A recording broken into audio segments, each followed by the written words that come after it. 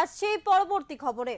উত্তর চব্বিশ পরগনার বসিরহাট মহকুমা ইছামতির পারে সংগ্রামপুর কালীবাড়ির কালী পুজো। শোনা যায় 526 বছরের প্রাচীন এই মন্দির। আজও কালী পুজোর দিন পাঁঠা বলির রীতি চলমান এখানে। হিন্দু মুসলিম সবার মা সিদ্ধেশ্বরী, তাই কালী পুজোর সময় বাংলাদেশ থেকেও বহু দর্শনার্থীরা ভিড় জমান সংগ্রামপুর কালীবাড়ি মন্দিরে।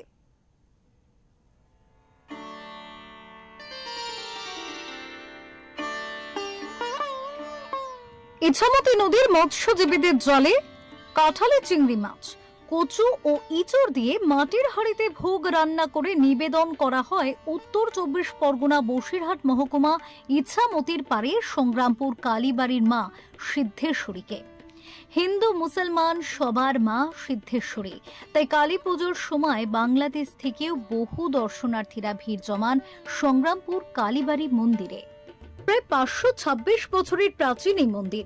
কথিত আছে, এককালে রাজা কৃষ্ণচন্দ্র বাংলাদেশে বাণিজ্য করতে যাবার সময় সংগ্রামপুরে বিশ্রাম নিয়েছিলেন, আর সেখান থেকেই মায়ের স্বপ্নাদেশে মন্দির সংস্কার করেছিলেন। নিয়ম তিথি মেনে পুজো হয় আজও।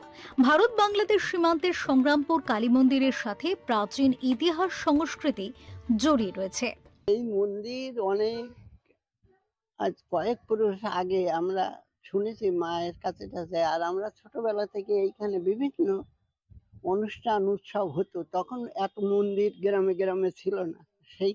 সেই সময় এই এলাকার মানুষরা এখানে বিভিন্ন ভাবে এইখানে আসতেন এবং অনুষ্ঠান হতো, সারা বছর ধরে হয়, বিভিন্ন কার্যক্রম হয়। সেই কার্যক্রমের মধ্যে দিয়ে এই এলাকার মানুষরা ধর্মীয় ইচ্ছা পূরণের জন্য আসে অনুষ্ঠানে, এবং সেই অনুষ্ঠানকে খুব জাগ্রত হিসেবে আসে। এমনকি রামায়ণ যখন আসতো, রামযাত্রা পালা হিসেবে রাতের পর রাত 1 মাস ধরে এখানে তাঁবু কেটে থাকতো। স্বপ্নাদেশ মতো একচলা মাটির ঘরে প্রথমে ঘটে পুজো হতো, তারপর প্রতিমা তৈরি হয়। রাজা সংগ্রাম সিংহ নাম অনুযায়ী সংগ্রামপুর কালীবাড়ির নাম আজও বিখ্যাত। 12 ভূঁইয়ার 1 ভূঁইয়া জমিদারদের বাস ছিল সংগ্রামপুরে। প্রায় 526 বছরের এই মন্দিরে আজও দুই বাংলার মানুষের কাছে এই মন্দির যেন এক সম্প্রীতির বার্তা বহন করে চলেছে। কালী পুজোর দিন ওপার বাংলার থেকে প্রচুর ভক্তরা এই মন্দিরে আসেন। ভক্তরা জানাচ্ছেন, এখানে এলে তাদের মনোবাঞ্ছনা পূর্ণ হয়। তাই সেই বিশ্বাসের ওপর মন্দিরে প্রতিদিন ভক্তদের ঢল নামে। সেবায়েত শিবু চক্রবর্তী বলেন, পুরনো নিয়ম তিথি মেনে আজও মায়ের ভোগ বিতরণ করা হয়। সর্বধর্মের মিলন ক্ষেত্র এই মন্দির, এই মা সবার মা।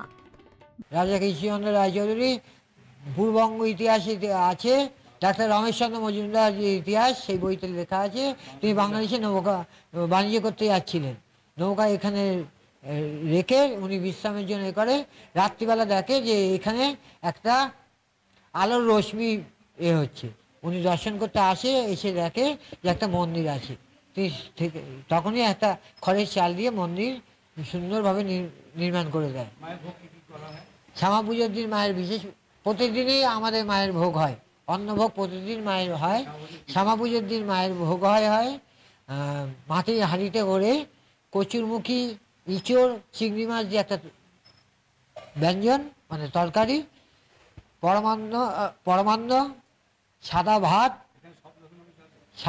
সাদা ভাত আর মটর ডাল।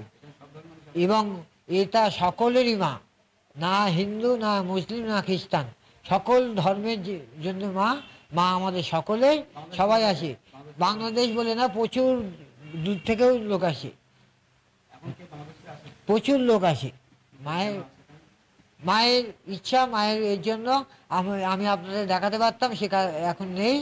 মানে মায়েরকে নিমন্ত্রণ করার জন্য অনেক লোক বাংলাদেশ থেকে এখানে আসে, এবং রোগ শোক মুক্তি পাওয়ার জন্য মায়ের কাছে এখানে আসে।